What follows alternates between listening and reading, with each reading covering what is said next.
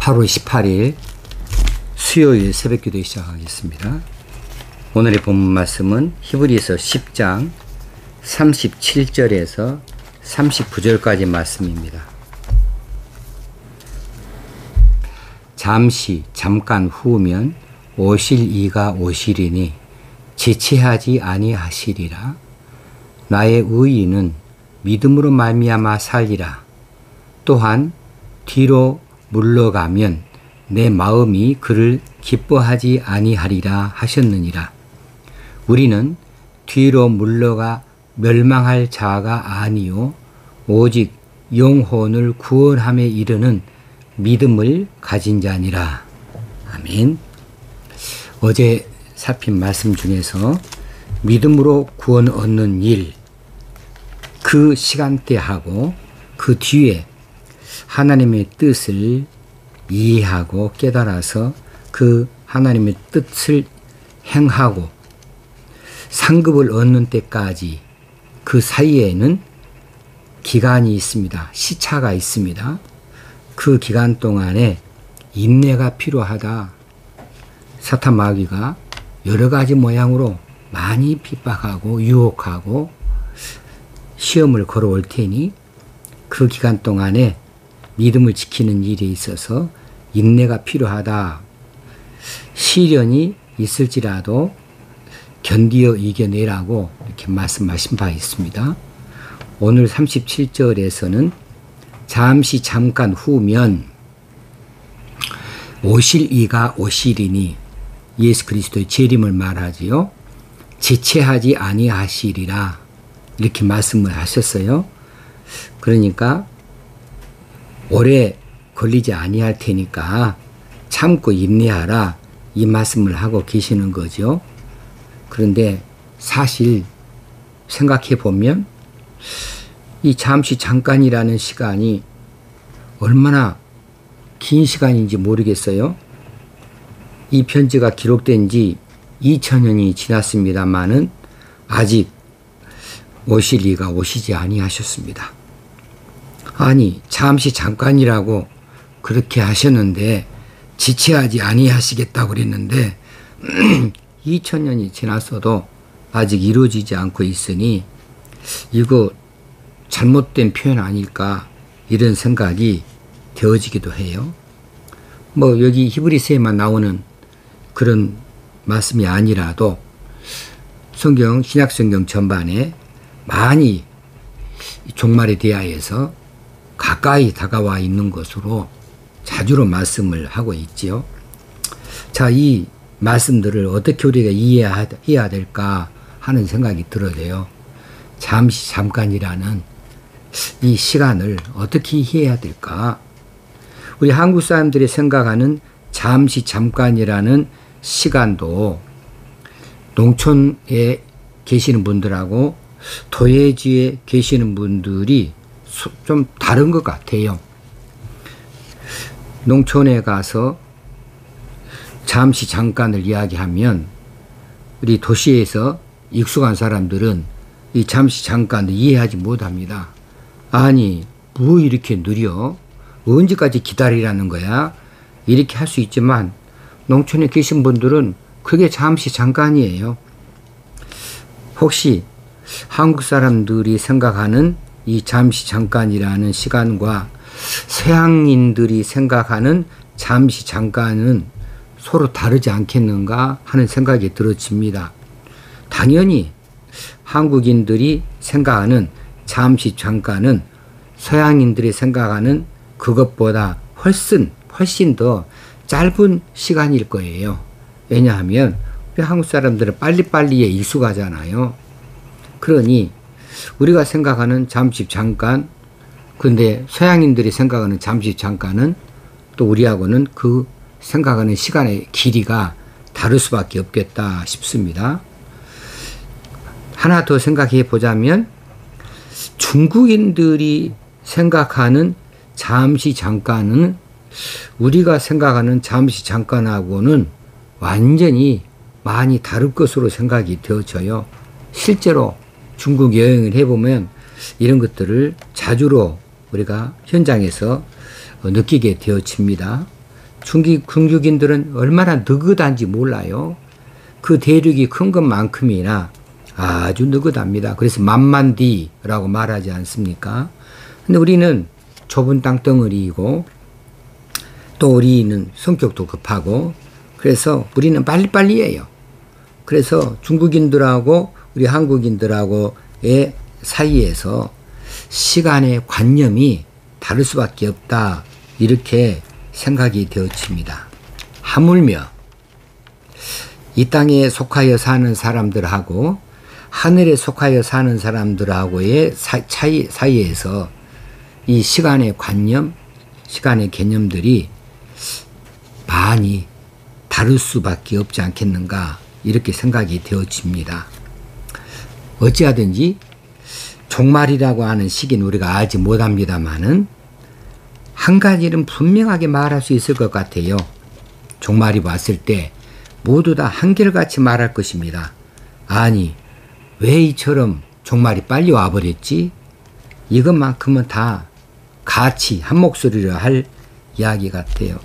종말이 왔을 때 왜 이렇게 종말이 늦게 왔습니까? 아, 정확하게 종말이 왔군요. 이렇게 말할 사람이 얼마나 있겠어요? 아니, 언제 시간이 벌써 다 가버렸지?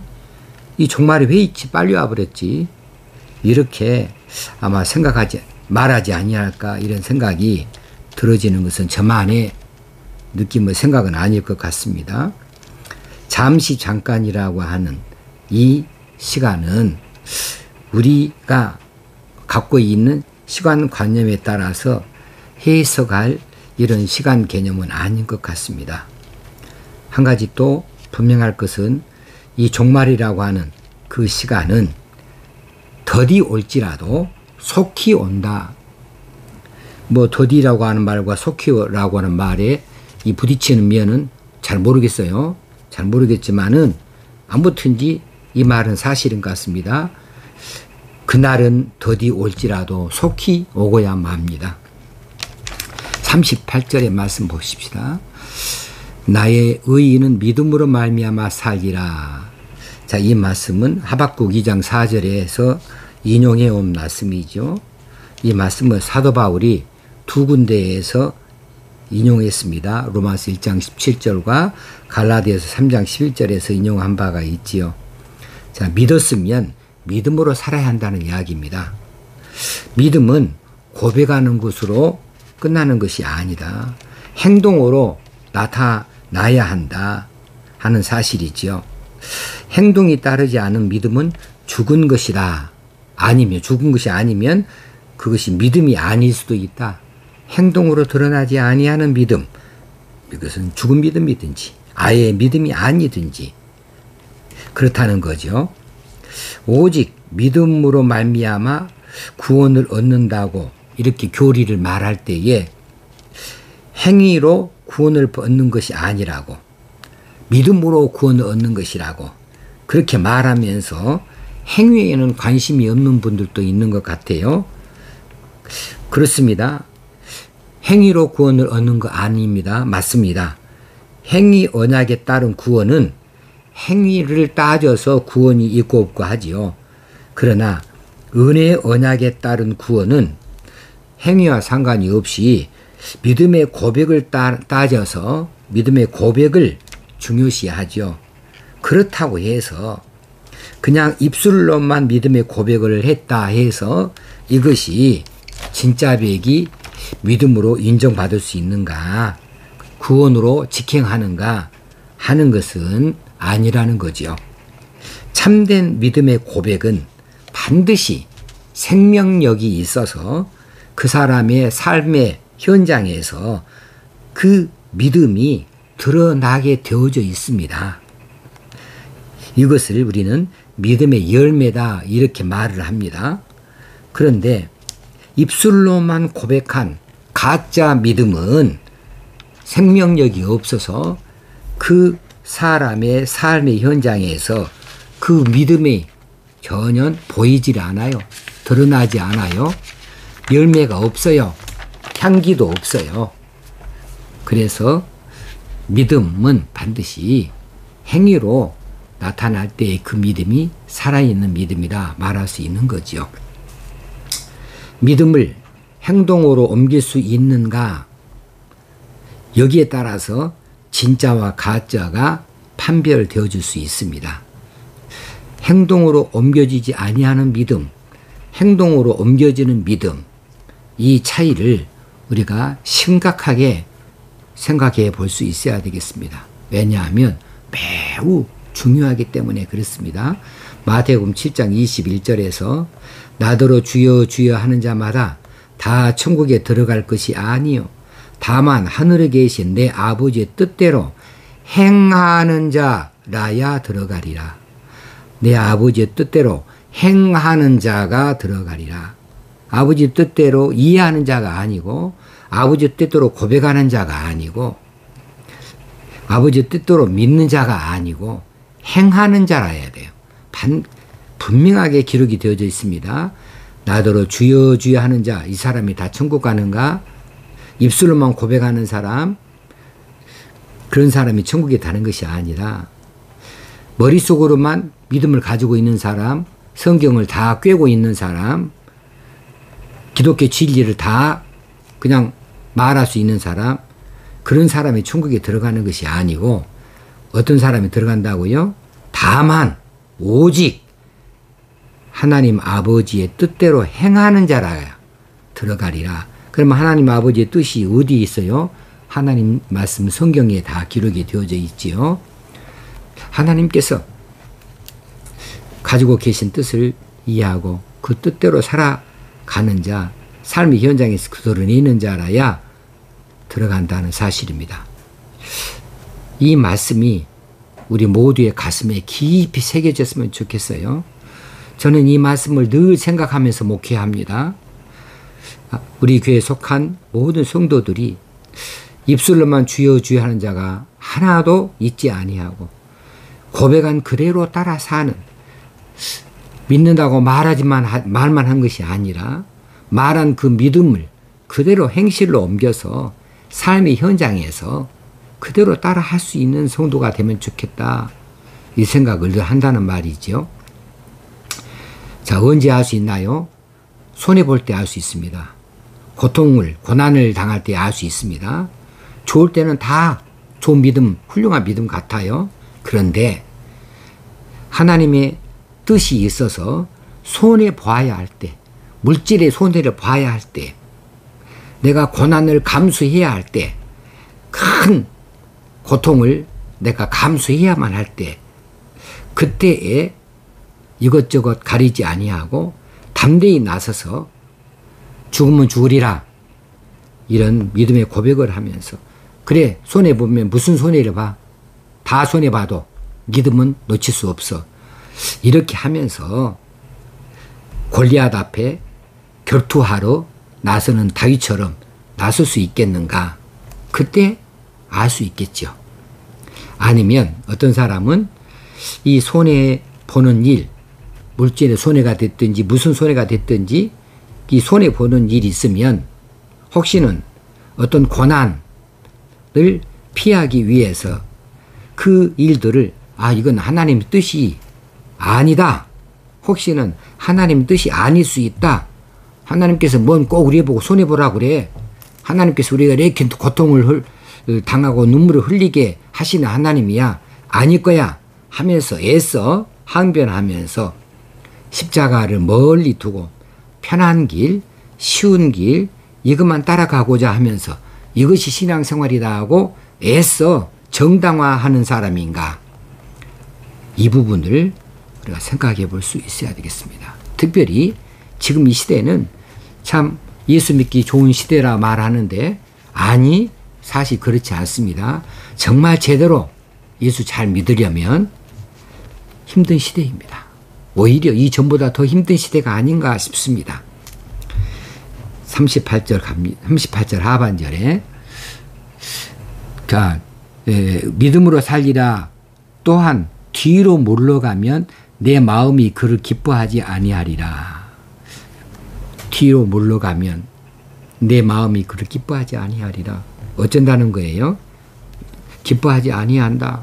그럼 모른다 하는 것이죠. 나는 너를 도무지 알지 못하노라 할 수 있다는 거예요. 어떤 사람에게? 뒤로 물러가는 사람에게. 여기서 뒤로 물러간다 라고 하는 것은 그 다음 절에 또 연장되어져 있습니다. 우리는 뒤로 물러가 멸망할 자가 아니요. 지금 배교하는 일이고 하나님의 뜻을 따르지 아니하고 순종치 아니하는 일들을 뒤로 물러가는 일이라 그랬습니다. 움츠림을 또 말하고 있어요. 뒤로 물러가는 것은 움츠리는 것을 함께 동반하는 겁니다. 움츠리는 것은 언제 그러나요? 겁날 때, 두려울 때에 그때 움츠리게 되는 거죠. 아, 무슨 일인가? 내 앞에 떨어질 때에 그것을 당당하게, 담대하게 그렇게 나서는 것이 아니라 무슨 겁부터 먹어요? 두려워요? 그래서 움츠려요. 피할 길이 없는가 생각을 해요. 이런 것을 하나님은 기뻐하지 아니하시다. 그럼 이것은 멸망의 길이라는 사실이죠. 우리는 뒤로 물러가 멸망할 자가 아니요 그랬기 때문에요. 오직 영혼을 구원함에 이르는 믿음을 가진 자니라. 믿음을 가진 자는 어떻게 해야 되나요? 담대하여 인내로 믿음을 지키는 자. 이게 오늘 우리에게 주시는 말씀의 중심인 것 같습니다. 담대하여 끝까지 믿음을 지켜야 됩니다. 그리고 환난이든지 고난이든지 견뎌내고 오직 의인은 믿음으로 살리라 하는 것처럼 믿음으로 살아나가는 것, 이것이 바로 구원의 길이라는 사실입니다. 영혼을 구원하는 일이다. 오늘 이 말씀을 가지고서 지극히 작은 일 하나라도 하나님의 뜻을 나는 행하는 사람인가 아닌가에 대해서 민감한 감각을 가지고 신앙생활을 하면 좋겠다, 이렇게 마음이 들어집니다. 기도하겠습니다. 하나님 아버지, 오늘도 이렇게 말씀하여 주셔서 우리 신앙을 다시 한번 살피게 하시니 감사합니다. 조금도 우리가 움츠림도 없이 또 물러서는 것이 없이 담대하게 하나님 기뻐하시는 그 길을 따라 나설 수 있게 하시고 예수 그리스도의 십자가를 지고 따라 나설 수 있는 저희들 되어지기 원합니다. 손해 보아야 할 때에 손해 볼 수 있다고, 고난을 당해야 할 때 고난을 감수하겠다고, 그렇게 하면서까지라도 우리는 믿음을 지키겠다, 하나님 뜻을 행하는 자가 되겠다, 이런 결심과 결단이 행실로 드러날 수 있게 되어지기 원합니다. 성령님이여 도와주시옵소서. 도와주실 줄로 믿습니다. 코로나 사태가 아직까지도 진정되지 않고 있는 것, 하나님 우리를 불쌍히 여기시고 긍휼히 여겨주셔서 그 손길을 거두시기 원합니다. 이제 우리가 회복되어지기 원합니다. 우리가 담대히 주의 말씀대로 살 수 있게 하시고 또 주의 말씀을 증거하고 전할 수 있는 일에 나아갈 수 있게 교회를 회복시켜 주옵소서. 우리의 생활도 우리 일상도 회복시켜 주옵소서. 경제적으로 어려운 이들도 하나님 돌보아 주옵소서. 예수님의 이름으로 간절히 기도합나이다. 아멘. 오늘 하루도 성공하는 하루, 승리하는 하루 되어지기를 주의 이름으로 축원합니다. 감사합니다.